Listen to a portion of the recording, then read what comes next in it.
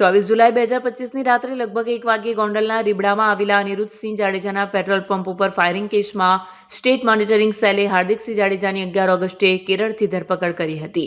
ત્યારે હાર્દિકસિંહ જાડેજા સુરતના રાંદેર પોલીસ સ્ટેશનમાં ક્રિપ્ટો ટ્રેડર અને કપડાના વેપારીના અપહરણ, માર મારવો અને યુએસડીટી ટ્રાન્સફર કરાવી લૂંટ ચલાવવાના કેસમાં નાસ્તો ફરતો હતો, જેથી સુરત એસઓજી પોલીસે તેનો કબજો મેળવી સુરત કોર્ટમાં રજૂ કર્યો હતો, જ્યાં કોર્ટે આરોપીના 6 દિવસના રિમાન્ડ મંજૂર કર્યા છે।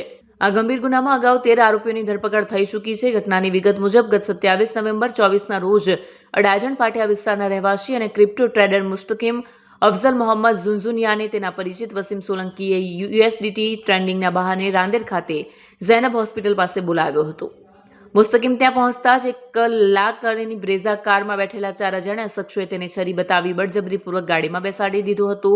ત્યારબાદ તેની ગાડીમાં જ માર મારવામાં આવ્યો હતો। મુસ્તકીમ ઝુનઝુનિયા કાપડ દલાલીની સાથે યુએસડીટી ટ્રેડિંગનો વ્યવસાય કરે છે। થોડા સમય વસીમ સોલંકી સાથે કામકાજમાં જોડાયેલા મુસ્તકીમને વસીમને ફોન કરીને એક પાર્ટીને યુએસડીટી આપવાની વાત કરી હતી અને તેને ઝૈનબ હોસ્પિટલ પાસે બોલાવ્યો હતો। મુસ્તકીમ તેના ભાઈ ઉસ્માન સાથે ઝૈનબ હોસ્પિટલ પહોંચ્યો હતો, જ્યાં વસીમે તેને પોતાની ક્રેટા કારમાં બેસાડી દીધો હતો। સમગ્ર ઘટના સીસીટીવીમાં કેદ થઈ હતી। આરોપીઓએ મુસ્તકીમના બિનાન્સ એકાઉન્ટ્સમાંથી આશરે 32,071 યુએસડીટી પોતાના ખાતામાં ટ્રાન્સફર કર્યા હતા। આ ઉપરાંત તેની પાસે રહેલા 18,000 રોકડા પણ લૂંટી લીધા હતા। આ હુમલામાં મુસ્તકીમને ચહેરા અને કાનના ભાગે ગંભીર ઇજાઓ પણ થઈ હતી। આ ગુનામાં અગાઉ 13 આરોપીઓની ધરપકડ થઈ ચૂકી છે અને હાર્દિકસિંહની ધરપકડથી આ કેસમાં વધુ ખુલાસા થવાની શક્યતા છે।